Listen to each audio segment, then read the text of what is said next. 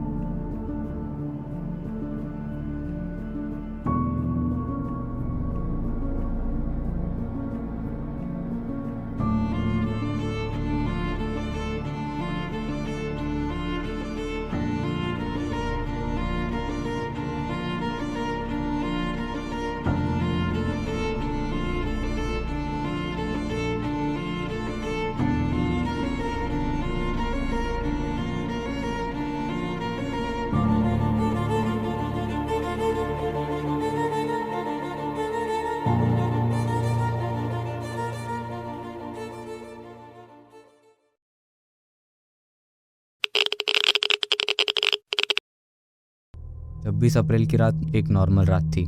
कुछ लोग अपने अपने घरों में सो रहे थे तो कुछ लोग काम कर रहे थे। किसी को कोई खबर नहीं थी कि अगले कुछ मिनटों में क्या होने वाला है। चेरनोबिल न्यूक्लियर पावर प्लांट में उस रात एक सेफ्टी टेस्ट होने वाला था, जो कि बहुत ज़रूरी था। ये सेफ्टी टेस्ट पावर प्लांट के रिएक्टर नंबर 4 में होने वाला था, जिसमें पहले भी 3 बार ये टेस्ट हुए थे, लेकिन तीनों बार टेस्ट फेल हुए। उस रात एंटोली डियाटलो पावर प्लांट के चीफ इंजीनियर थे। इन शॉर्ट वो इंचार्ज थे। उन्होंने और बाकी वर्कर्स ने टेस्ट रन करना शुरू किया और कुछ ही देर बाद एक ऐसा हादसा हुआ जिसको पूरी दुनिया आज तक भूल नहीं पाई है।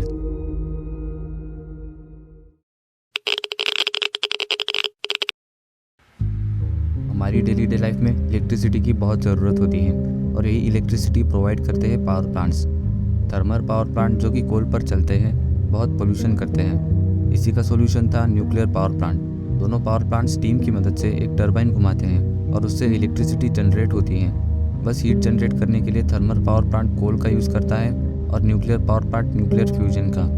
सेकेंड वर्ल्ड वॉर के बाद सोवियत यूनियन ने बहुत सारे न्यूक्लियर पावर प्लांट्स बनाए और इनमें से एक था Chernobyl nuclear power plant, also known as Vladimir Lenin nuclear power plant. इस पावर प्लांट को अर्ली 1970s में कंस्ट्रक्ट किया गया था। ये पावर प्लांट आज के यूक्रेन में मौजूद है।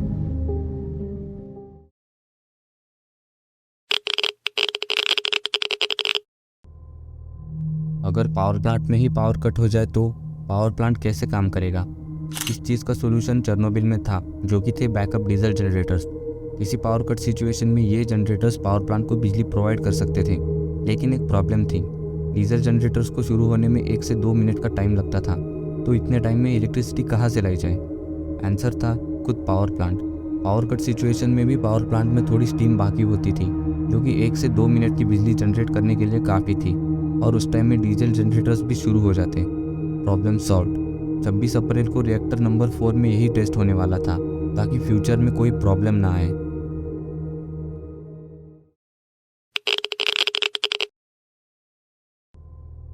तो इस हादसे के मेनली 2 रीजंस बताए जाते हैं। पहला, इंजीनियर्स की गलती, और दूसरा एक डिज़ाइन फ्लॉ। आसान भाषा में समझाए तो एक न्यूक्लियर पावर प्लांट में 2 मेन चीज़ें होती हैं, फ्यूल रॉड्स और कंट्रोल रॉड्स। इसमें से कंट्रोल रॉड्स न्यूक्लियर रिएक्शन को स्लो करने का काम करती है। हम उसकी इन डेप्थ साइंस में नहीं जाएंगे। उस वक्त जेनॉन नामक एक बाय प्रोडक्ट गैस की वजह से पावर प्लांट कम एनर्जी प्रोड्यूस कर रहा था। वर्कर्स को लगा कि ये कंट्रोल रॉड्स की वजह से हो रहा है। उन्होंने जल्दबाजी में 211 कंट्रोल रॉड्स में से सिर्फ 6 अंदर छोड़ी और बाकी सारी बाहर निकाल दी। ये एक सेफ्टी प्रोटोकॉल का वायलेशन था, क्योंकि प्रोटोकॉल के हिसाब से किसी भी हालत में रिएक्टर में 15 से कम सेफ्टी रॉड्स नहीं होनी चाहिए।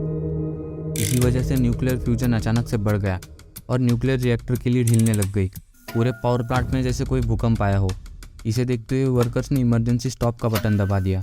इमरजेंसी स्टॉप में सारी कंट्रोल रॉड्स फिर से रिएक्टर में चली जाती हैं और रिएक्शन बंद हो जाती है, लेकिन इस केस में ऐसा नहीं हुआ।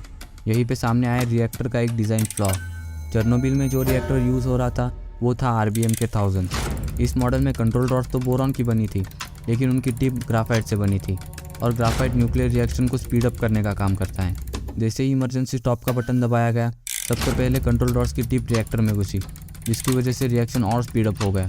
जो रिएक्टर 3300 मेगावाट्स पावर जनरेशन के लिए बना था, वो 33,000 मेगावाट्स तक पहुंच गया और एक बहुत बड़ा एक्सप्लोजन हुआ, जिसने कि रिएक्टर के ऊपर बनी 1000 टन की लीड को भी हवा में उड़ा दिया। इस धमाके से इतनी रेडिएशन रिलीज़ हुई जो कि करीब करीब 400 हिरोशिमा एटॉमिक बॉम्ब के जितनी थी। बहुत सारा रेडियो एक्टिव मटेरियल एटमॉस्फेयर में फैल गया और इसके बाद जो हुआ वो आज तक अफेक्ट कर रहा है।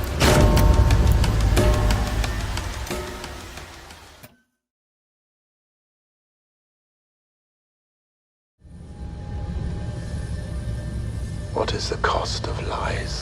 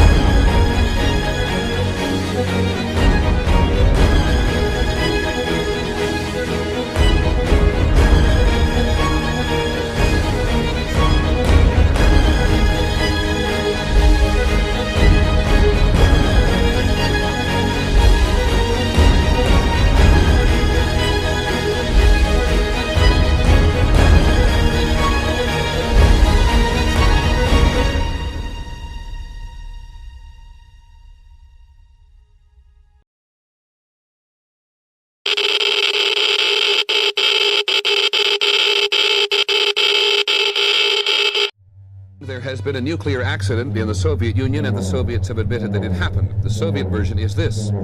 One of the atomic reactors at the Chernobyl atomic power plant near the city of Kiev was damaged, and there is speculation in Moscow that people were injured and may have died.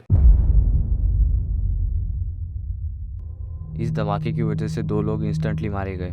थोड़ी ही देर में fire fighters मौके पर पहुंचते हैं, लेकिन ये आग पानी से बुझने वाली नहीं थी। इस आग को बुझाने के लिए हेलीकॉप्टर्स बुलाए गए जो आसमान से हज़ारों टन बोरॉन और सैंड जैसी चीज़ें गिरा सके। ये काम बहुत ही मुश्किल था। एक हेलीकॉप्टर इस दौरान क्रैश हो गया और 4 लोग मारे गए।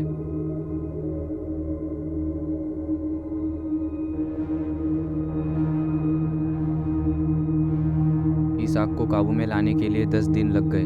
जो फायर फाइटर्स और बाकी वर्कर्स इस काम में जुटे थे, उन्हें कुछ ही देर बाद उल्टी आने लगी, बॉडी पर जलन होने लगी। ये सब रेडिएशन के कारण हो रहा था। इन सब सिम्टम्स का एक ही मतलब था कि उनकी कुछ दिनों में मौत होने वाली है। रेडिएशन एक बहुत जानलेवा चीज़ है और चेरनोबिल के आसपास के बहुत सारे लोग इससे अफेक्ट हो चुके थे। ऊपर से गिरने वाली राख कोई आम राख नहीं थी, बल्कि रेडियो एक्टिव राख थी, लेकिन ये चीज़ वहाँ के आम लोगों को पता नहीं थी।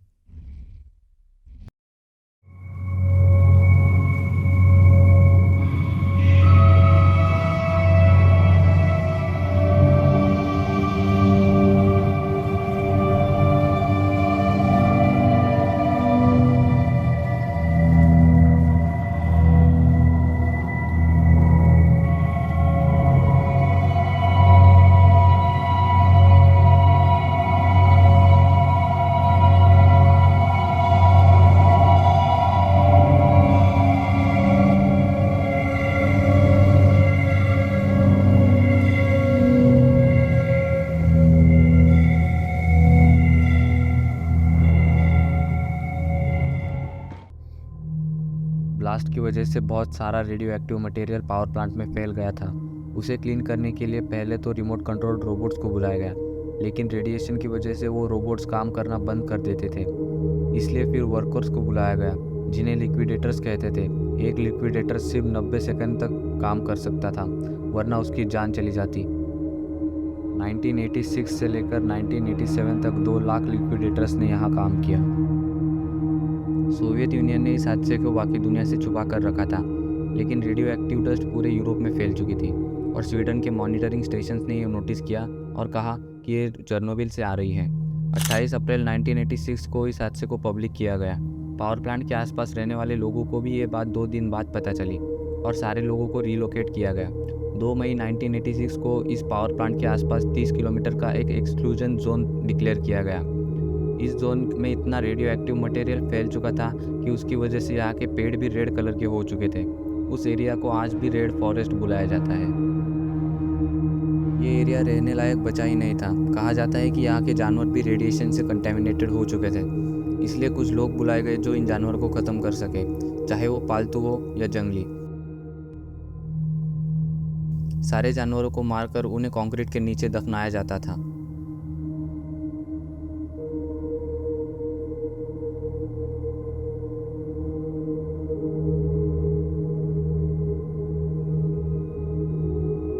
एक रिपोर्ट के अनुसार इस हादसे की वजह से 20,000 से भी ज़्यादा बच्चों में थायराइड कैंसर के केसेस रजिस्टर हुए। कुछ प्रेग्नेंट लेडीज़ जो इस पावर प्लांट के आसपास मौजूद थी, उनके बच्चे डिफेक्ट के साथ पैदा हुए और कुछ तो जी ही नहीं पाए। इंटरनेट पे कुछ वीडियोस ऐसी भी है जिनमें हम देख सकते हैं कि कुछ बच्चों और जानवरों में म्यूटेशन होने लगा था। लोगों को इतना ज़्यादा हाई रेडिएशन का डोज मिला कि उनकी स्किन गलने लग गई थी। बताया जाता है कि रेडिएशन की वजह से दुनिया भर के कैंसर रेट में बहुत बढ़ोतरी आई है। उसकी वजह से आज तक लोग मर रहे हैं। कुछ आंकड़े बताते हैं कि आज तक 3,900 के आसपास लोगों की मौत हो चुकी है। पावर प्लांट के आसपास का एरिया आज तक रहने लायक नहीं है।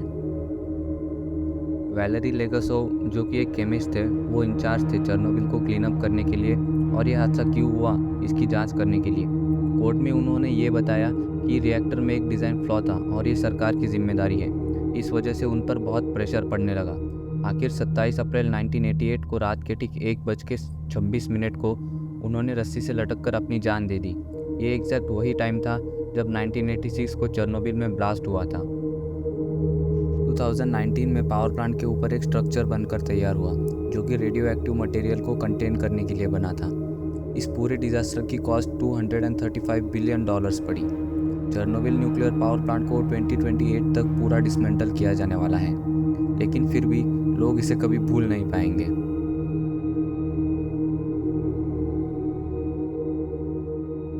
दुनिया में कुछ हादसे ऐसे भी होते हैं जिनका असर पूरी दुनिया पे पड़ता है और चेर्नोबिल इसका एक परफेक्ट एग्जाम्पल हमेशा बना रहेगा।